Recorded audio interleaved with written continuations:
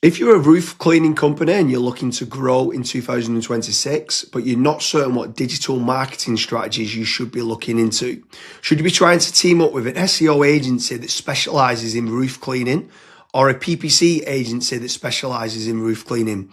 Before we get started, Kazra, what bit of advice would you give to a business owner of a roof cleaning company? So for roof cleaners, the biggest piece of advice that I would recommend, especially if you're trying to scale out your digital marketing, is setting up some KPIs. You want to check profitability, how much money you're spending, where your money's actually going, how many leads you're actually getting for that money being spent as well. Once you have those figures in place, that's when digital marketing becomes a lot more predictable. You can scale certain campaigns up that's working for your company or switch certain campaigns off as well. So James, for roof cleaning companies, what are some digital marketing strategies that you would recommend? Branding or brand SEO and making certain that you're looking good online, you've got a strong reputation. I think everything needs to start, the foundations need to start with a positive kind of brand SERP of who you are and what you do.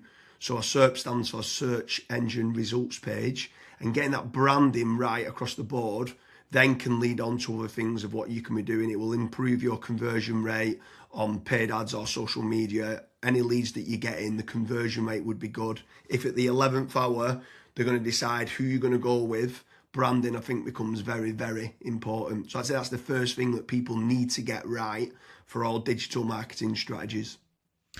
My next strategy is going to be AI visibility. I feel like more and more companies are actually looking into this. So what does ChatGPT, Claude, Gemini, Grok, Perplexity say about your brand or about your business? Is it a positive thing or is it a negative thing? And also trying to figure out what it says about your competitors as well. And obviously trying to improve that's really important. Some people call it AI SEO, some people call it GEO, some people call it LLM optimization. But this is going to be a big thing in 2026 and also in the years to come as well.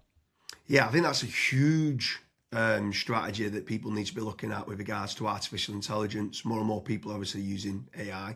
The next one for me is filling in the form at FatRank or Promo SEO, which do a commission-based lead generation service for UK companies looking to grow. I think it's important to be looking at your own digital marketing efforts to generate your own leads, but also if you can use some freelancers and outsource some as well, you've got that diversification of leads.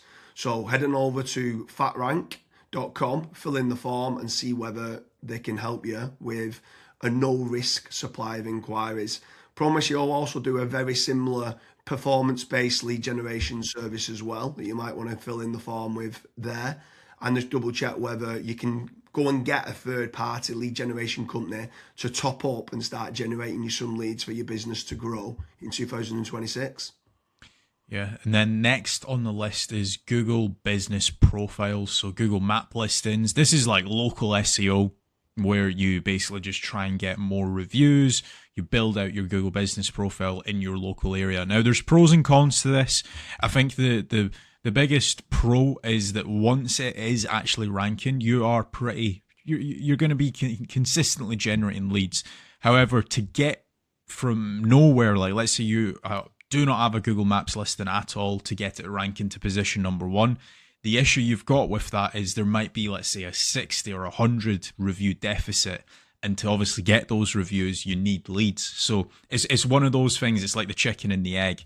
I for one just think it's good for personal branding or for branding of your company. So always try and get the Google Maps listing, but you should always know the pros and cons to it as well. Yeah, for certain. If you're in a local area, you want to try and get those local maps listing. For me, you need to be omni-channel and omnipresent. Yeah. I think the next part is SEO in general, so organic SEO. Can you be building up your website to try and get your website ranking better? If you are in local area, you might want to do your service with the area of where you cover. So like plumbing in Manchester, create a page for that. Hopefully then share that on the Google business profile of what you mentioned. But trying to get organic rankings, the amount of search volume that people are out there searching for different services of what you do, or it could be some blog posts that you could be doing as well. There's different strategies on there that you can be doing, but ideally you want good quality content, build up topical authority, and try and get some third-party backlinks to power up the site to get those organic SEO rankings. I think that's another big part that you need to be doing as part of your digital marketing strategies in 2026. Yeah, and then the next one, which kind of ties back to what you were saying before, James, is obviously organic social media. Now, organic social media, I think it's more of a numbers game. So try to create good content that your audience would actually view. Like I see this time and time again where I look at brands and they've just published maybe 4 or 5 posts on their Instagram profile and they've not been active for 3 years, right? That's not going to drive you sales. But if you can do how-tos, if you can do guides, maybe you can do before and afters, right? If you can do content like that, that way people will see you on socials and they will actually click to actually figure out more about you, fill in the contact form. The caveat to organic social media, yes, it's free to do. It's not like PPC, for example, but it is very much a numbers game. So you want to be consistently uploading, maybe not every day, but at least 3 or 4 times a week. Yeah, for sure. On the subject of social media, paid social ads as well is massive. I'm a massive advocate of the kind of the $1 a day strategy of what people talk about. So if you are going to be taking the time to be posting every day, like you mentioned there, for organic social media, just spending a few pounds on those posts and boosting it. So getting case studies, any awards that you've won as well for reputation, and starting boosting that. You can also be running retargeting ads. So if anyone's clicked through to your website, you can be running retargeting, which is paid social as well. Different places like Meta, so whether that's Facebook and Instagram, you've got Twitter, you've got YouTube, you can be running Pinterest, you can even run in places like Reddit as well, for paid ads. And I think paid social media is still an untapped market for digital marketing strategies. Yeah. The next one is it's probably a love-hate relationship. It's PPC, right? Google AdWords or doing it on Bing, wherever. That's basically the sponsored results. So if you search for a service, it's above local SEO. Now, I have spoken, and both myself and James, we've both spoken to so many business owners that are either they've spent 10, 15, 20,000 pound on it, and they've not had a single result, or they might have had a few leads and it's just not been of quality. Or you've got other guys that have spent hundreds of thousands on it and they're like, it's the best thing that's ever happened to my business.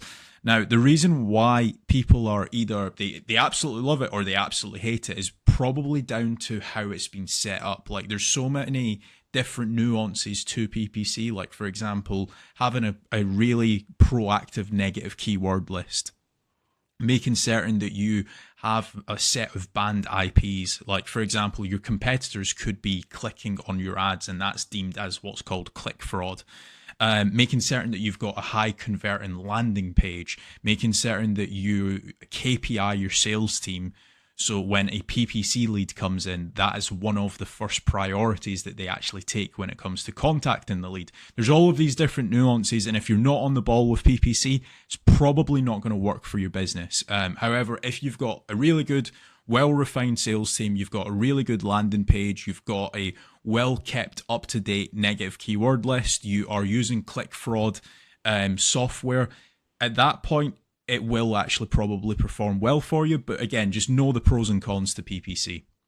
Yeah, for sure. There's certainly pros and cons. There's benefits of using it to get instant leads. But like you said, the amount of people that we speak to that have burnt a lot of budget and not had the inquiries and stuff that's come through as part of the digital marketing is pretty scary. While we're on the subject of paid, obviously we spoke about paid social ads, and now you've spoke there about PPC with Google or Bing. I'm going to throw in the mix paid ads on AI platforms.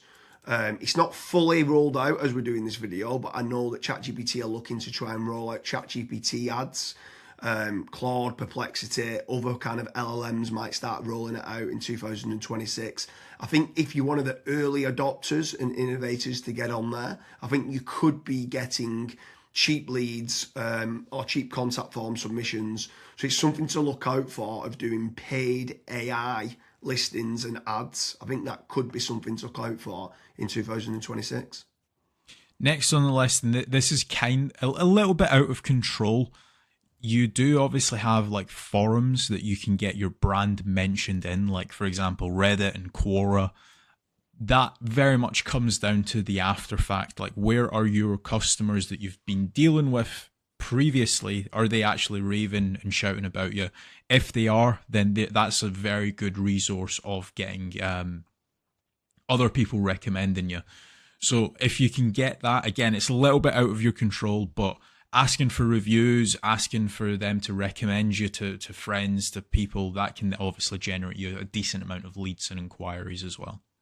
Yeah, for sure. And the add-on benefits to places like Reddit is that it's getting cited so much now in the AI overviews.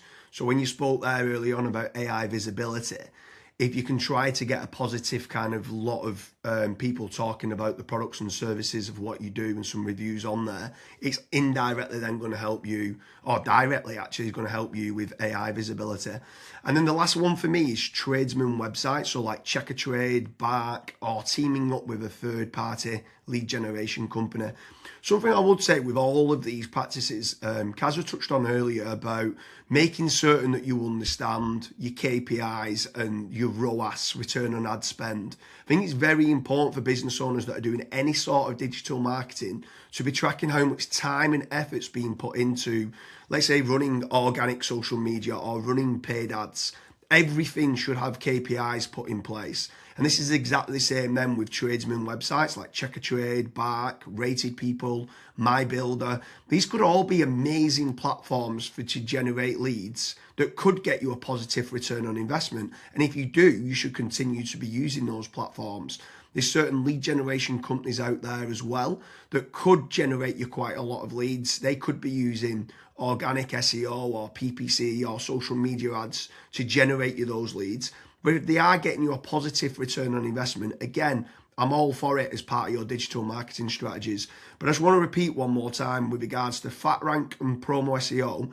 They do lead generation and they guarantee a return on investment. It's a commission-based lead generation service or performance-based lead generation service.